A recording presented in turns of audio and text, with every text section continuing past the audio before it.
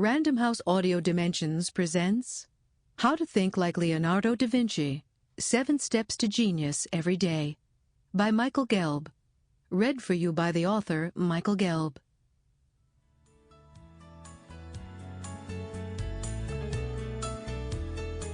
Think of your greatest heroes and heroines, your most inspirational role models. If you're lucky, the list includes your mom and dad. Perhaps you're most inspired by great figures from history. Immersing yourself in the life and work of great artists, leaders, scholars, and spiritual teachers provides rich nourishment for the mind and heart. Chances are you picked up this program because you recognize Leonardo da Vinci as an archetype of human potential, and you're intrigued by the possibility of a more intimate relationship with him. Although it's hard to overstate Leonardo da Vinci's brilliance, recent scientific research reveals that you probably underestimate your own capabilities. You're gifted with virtually unlimited potential for learning and creativity. 95% of what we know about the capabilities of the human brain has been learned in the last 20 years. Our schools, universities, and corporations are only beginning to apply this emerging understanding of human potential. Let's set the stage for learning how to think like Leonardo by considering the contemporary view of intelligence and some results of the investigation into the nature and extent of your brain's potential. Most of us grew up with a concept of intelligence based on the traditional IQ test. The IQ test was originated to measure, objectively, comprehension, reasoning, and judgment. Although the traditional concept of IQ was a breakthrough at the time of its formulation, contemporary research shows that it suffers from 2 significant flaws. The first flaw is the idea that intelligence is fixed at birth and immutable. Although individuals are endowed genetically with more or less talent in a given area, researchers have shown that IQ scores can be raised significantly through appropriate training. The second weakness in the commonly held concept of intelligence is the idea that the verbal and mathematical reasoning skills measured by IQ tests and SATs are the be-all and end-all of intelligence. This narrow view of intelligence has been thoroughly debunked by contemporary psychological research. In his modern classic, Frames of Mind, psychologist Howard Gardner introduced the theory of multiple intelligences, which posits that each of us possesses at least 7 measurable intelligences: logical mathematical, verbal linguistic, spatial mechanical, musical, bodily kinesthetic, interpersonal social, and intrapersonal or self-knowledge. The theory of multiple intelligences is now widely accepted, and when combined with the realization that intelligence can be developed throughout life, offers a powerful inspiration for aspiring Renaissance men and women. In addition to expanding the understanding of the nature and scope of intelligence, contemporary psychological research has revealed startling truths about the extent of your potential. We can summarize the results with the phrase, "Your brain is much better than you think." Contemplate the following. Your brain is more flexible and multidimensional than any supercomputer. Your brain can learn 7 facts per second, every second, for the rest of your life, and still have plenty of room left to learn more. Your brain will improve with age if you use it properly. And your brain is not just in your head. According to renowned neuroscientist Dr. Candace Pert, intelligence is located not only in the brain, but in cells that are distributed throughout the body. Your brain is unique. Of the 6 billion people currently living and the more than 90 billion people who have ever lived, there has never, unless you are an identical twin, been anyone quite like you.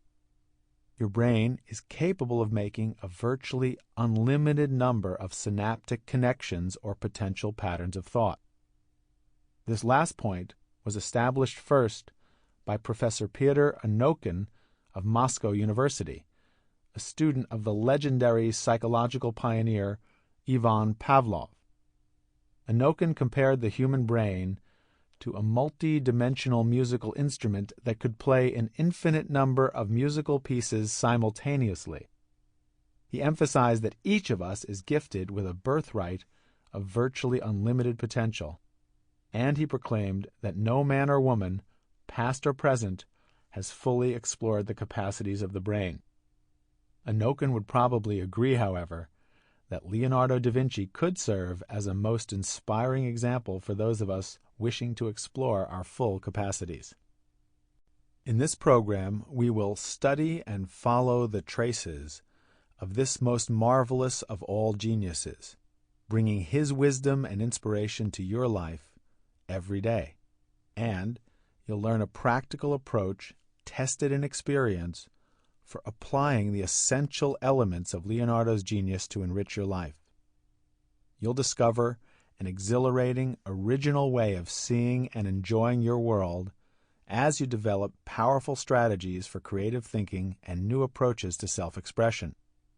You'll learn proven techniques for sharpening your senses, liberating your unique intelligence, and harmonizing body and mind.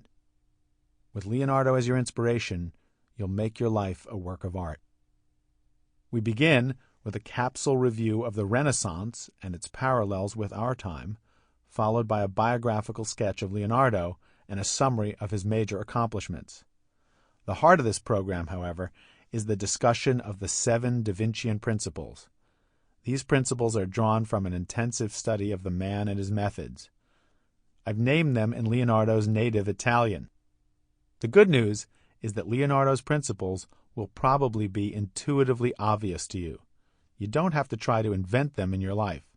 Rather, like much of common sense, they need to be remembered, developed, and applied. The Seven Da Vincian Principles are: curiosità, an insatiably curious approach to life and an unrelenting quest for continuous learning; dimostrazione, a commitment to test knowledge through experience, persistence, and a willingness to learn from mistakes; sensazione, the continual refinement of the senses, especially sight, as the means to enliven experience; sfumato, literally means going up in smoke, a willingness to embrace ambiguity, paradox, and uncertainty; arte scienza, the development of the balance between science and art, logic and imagination, whole brain thinking; corporalità, the cultivation of grace, ambidexterity, fitness, and poise; connessione, a recognition of and appreciation for the interconnectedness of all things and phenomena, systems thinking. The Renaissance, then and now. To appreciate the significance of the Renaissance, we must first gain some insight into the preceding period. In a world lit only by fire, the medieval mind and the Renaissance, William Manchester describes the period from the fall of the Western Roman Empire to the dawn of the Renaissance, writing, "In all that time, nothing of real consequence had either improved or declined. No startling new ideas had appeared. No new territories outside Europe had been explored.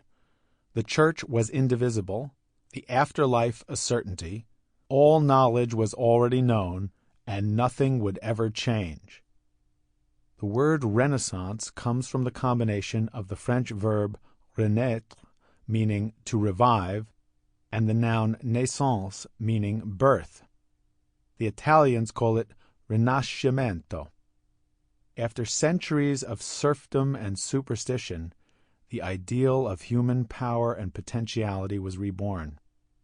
This dramatic transformation of worldview from the medieval era went hand in hand with a number of discoveries, innovations, and inventions, including the printing press, which made knowledge available to vast numbers of people beyond the clergy and ruling elites; mass manufacturing techniques for pencil and paper, which made writing, note-taking, and therefore the program of learning accessible to the common citizen; the magnetic compass and the large sailing ship, which resulted in a tremendous expansion of ocean traffic, international trade, and exchange of information.